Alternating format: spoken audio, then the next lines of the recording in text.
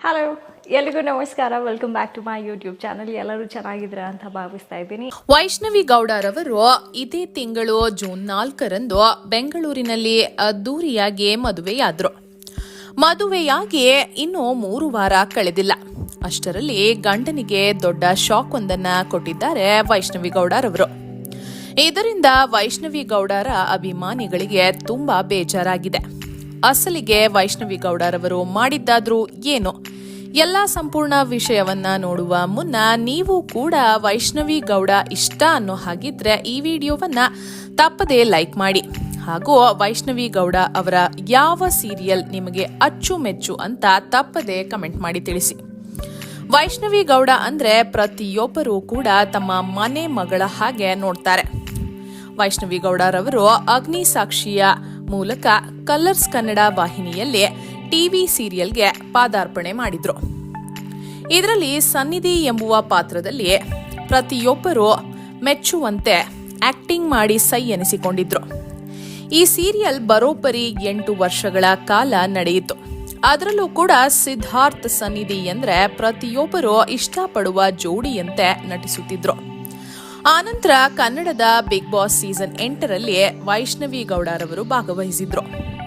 Big ಬಾಸ್ನಲ್ಲೂ ಕೂಡ ಅವರ ಒಳ್ಳೆಯ ಸ್ವಭಾವದಿಂದ ಇಡೀ ಕರ್ನಾಟಕದ ಜನತೆಯ ಮನ ಗೆದ್ದಿದ್ರು. ಬಿಗ್ ಬಾಸ್ನಲ್ಲೂ ಕೂಡ ಟಾಪ್ 4 ಕಂಟೆಸ್ಟೆಂಟ್ ಆಗಿ ಹೊರಹೊಮ್ಮಿದ್ರು. ಇನ್ನು ಬಿಗ್ ಬಾಸ್ ನಂತರ ಕೆಲವು ಶೋಗಳಲ್ಲಿ ಟಿವಿ ಆಂಕರ್ ಆಗಿ ಕೂಡ ವೈಷ್ಣವಿ ಗೌಡರವರು ಕಾಣಿಸಿಕೊಂಡ್ರು. ಇನ್ನು ಯಾವುದೇ ಕಾಂಟ್ರವರ್ಸಿ ಆಗಲಿ, ನೆಗೆಟಿವ್ ಇಮೇಜೇ ಆಗಲಿ ವೈಷ್ಣವಿ ಗೌಡರವರಿಗೆ ಇರಲಿಲ್ಲ. ಆದರೆ 2 ವರ್ಷದ ಹಿಂದೆ ವಿದ್ಯಾಭರಣ್ ಎಂಬುವ ಹುಡುಗನ ಜೊತೆ ಎಂಗೇಜ್ಮೆಂಟ್ ಆಗಿತ್ತು. ಆ ಫೋಟೋಗಳು ಕೂಡ ಎಲ್ಲ ಕಡೆ ಹರಿದಾಡಿತ್ತು. ಆದರೆ ಈ ಎಂಗೇಜ್ಮೆಂಟ್ ಮುರಿದು ಬಿದ್ದಿತ್ತು. ಇನ್ನು ಇದಕ್ಕೆ ಕಾರಣ ವಿದ್ಯಾಭರಣ್ ಬೇರೆ ಹುಡುಗಿಯ ಜೊತೆ ರಿಲೇಶನ್ಶಿಪ್ನಲ್ಲಿದ್ರು. ಈ ವಿಚಾರ ವೈಷ್ಣವಿ ಗೌಡರವರ ಮನೆಯವರಿಗೆ ತಿಳಿಯುತ್ತಿದ್ದಂತೆಯೇ ಮದುವೆಯನ್ನ ಕ್ಯಾನ್ಸಲ್ ಮಾಡಿಕೊಂಡ್ರು.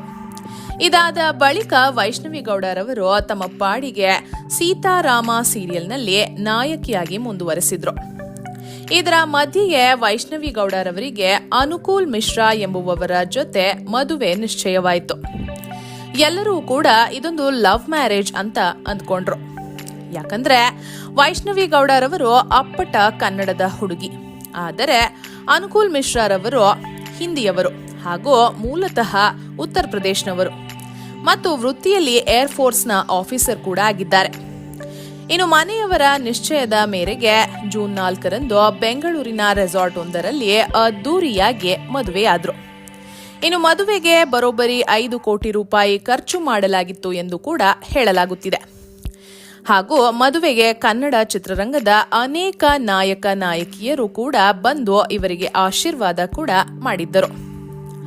ಇನ್ನು ವೈಷ್ಣವಿ ಗೌಡರವರ ಅತ್ಯಂತ ಕ್ಲೋಸ್ ಫ್ರೆಂಡ್ ಆದ ನಟಿ ಅಮೂಲ್ಯರವರು ಕೂಡ ಮದುವೆಯಲ್ಲಿ ಅನೇಕ ಸರ್ಪ್ರೈಸ್ಗಳನ್ನು ನೀಡಿ ಡಾನ್ಸ್ ಕೂಡ ಮಾಡಿದ್ರು. ಎಲ್ಲವೂ ಅಂದ್ಕೊಂಡಂತೆ ಚೆನ್ನಾಗಿಯೇ ನಡೆಯಿತು. ಇನ್ನು ವೈಷ್ಣವಿ ಗೌಡರವರ ಸೀತಾರಾಮ ಸೀರಿಯಲ್ ಮುಗಿಯುತ್ತಾ ಬಂದಿದೆ. ಅದರ ಕೊನೆ ಎಪಿಸೋಡ್ ಕೂಡ ಶೂಟಿಂಗ್ ಆಗಿದೆ. ಇದನ್ನು ಖುದ್ದು ವೈಷ್ಣವಿ ಗೌಡರವರೇ ತಮ್ಮ ಯೂಟ್ಯೂಬ್ ಚಾನೆಲ್ನಲ್ಲಿ ವಿಡಿಯೋವನ್ನ ಹಂಚಿಕೊಂಡಿದ್ರು.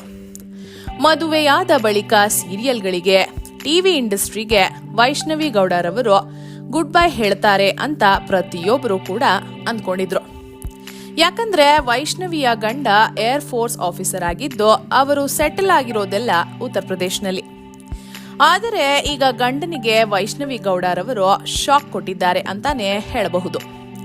ಅದೇನೆಂದ್ರೆ ವೈಷ್ಣವಿ ಗೌಡರವರೇ ತಿಳಿಸಿರುವ ಹಾಗೆ ಅವರು ಬೆಂಗಳೂರನ್ನು ಬಿಟ್ಟು ಹೋಗೋದಿಲ್ವಂತೆ ಮತ್ತು ಟಿವಿ ಸೀರಿಯಲ್ಗಳಲ್ಲಿ ನಟನೆಯನ್ನು ಮುಂದುವರಿಸುತ್ತಾರೆ.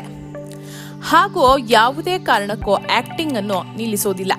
ಬದಲಿಗೆ ಗಂಡನೇ ರಜಾ ಸಿಕ್ಕಾಗ ಉತ್ತರ ಪ್ರದೇಶದಿಂದ ಬೆಂಗಳೂರಿಗೆ ಬರಬೇಕಾಗುತ್ತೆ ಮತ್ತು ನನಗೂ ಕೂಡ ಟೈಮ್ ಸಿಕ್ಕಾಗ ನಾನು ಅಲ್ಲಿಗೆ ಹೋಗಿ ಬರುತ್ತೇನೆ. ಯಾವುದೇ ಕಾರಣಕ್ಕೂ ನಾನು ಆಕ್ಟಿಂಗ್ ಕೆರಿಯರ್ ಅನ್ನು ಬಿಡೋದಿಲ್ಲ ಮತ್ತು ಕರ್ನಾಟಕವನ್ನು ಕೂಡ ಬಿಟ್ಟು ಹೋಗೋದಿಲ್ಲ ಎಂದು ತಿಳಿಸಿದ್ದಾರೆ. ಇದರಿಂದ ವೈಷ್ಣವಿ ಗೌಡರವರ ಫ್ಯಾನ್ಸ್ ಏನೋ ಖುಷಿಯಾಗಿದ್ದಾರೆ. ಆದರೆ ಅವರ ವೈವಾಹಿಕ ಜೀವನಕ್ಕೆ ಸ್ವಲ್ಪ ಕಷ್ಟವಾಗಲಿದೆ. ಏಕೆಂದ್ರೆ ಹೊಸದಾಗಿ ಮದುವೆಯಾಗಿರೋ ಜೋಡಿ ದೂರವಿದ್ರೆ ಪ್ರೊಫೆಷನಲ್ ಲೈಫ್ ಮತ್ತು ಪರ್ಸನಲ್ ಲೈಫ್ ಬ್ಯಾಲೆನ್ಸ್ ಮಾಡೋದಕ್ಕೆ ತುಂಬಾ ಕಷ್ಟವಾಗುತ್ತೆ. ಆಕ್ಟಿಂಗ್ ಮುಂದುವರಿಸುತ್ತಾ ಬೆಂಗಳೂರಿನಲ್ಲೇ ನೆಲೆಸುವ ವೈಷ್ಣವಿ ಗೌಡರವರ ಈ ನಿರ್ಧಾರಕ್ಕೆ ನಿಮ್ಮ ಬೆಂಬಲವಿದೆಯಾ? ಹೌದು ಅನ್ನೋ ಹಾಗಿದ್ರೆ ಎಸ್ ಅಂತ, ಇಲ್ಲ ಅನ್ನೋ ಹಾಗಿದ್ರೆ ನೋ ಅಂತ ಕಮೆಂಟ್ ಮಾಡಿ ನಿಮ್ಮ ಅಭಿಪ್ರಾಯವನ್ನ ತಿಳಿಸಿ. ಹಾಗೆ ವಿಡಿಯೋವನ್ನ ತಪ್ಪದೆ ಎಲ್ಲರಿಗೂ ಶೇರ್ ಮಾಡಿ. ಧನ್ಯವಾದಗಳು.